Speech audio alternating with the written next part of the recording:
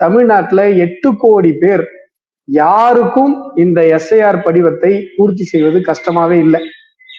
ஒரே ஒருத்தருக்கு மட்டும் அதை பார்க்கும்போது தலை சுத்துது. அவர் பேர் மு க ஸ்டாலின். இதான் இன்றைக்கு தமிழகத்துடைய நிலைமை. அதுல என்ன உங்களுக்கு இப்ப நீங்க யோசிச்சு பாருங்க. ராகுல் வந்து கர்நாடகாவில ஒரு தொகுதியை மேற்கோள் காட்டி, சார் இந்த இடத்துல வந்து பாத்தீங்கன்னா ஒரே இடத்துல 48 ஓட்டு இருக்கு, ஒரே இடத்துல 30 ஓட்டு இருக்கு, இந்த மாதிரிலாம் ஒரு பிபிடி பிரசன்டேஷன் போட்டு காட்டினார். பாத்தீங்களா? இப்போ உண்மையிலேயே ராகுல் சொல்லுகிற குற்றச்சாட்டு உண்மை என்று ஒரு வாதத்திற்கு நீங்க வைத்துக் கொண்டீர்கள் வைங்களேன், அதுக்கு என்ன தீர்வு?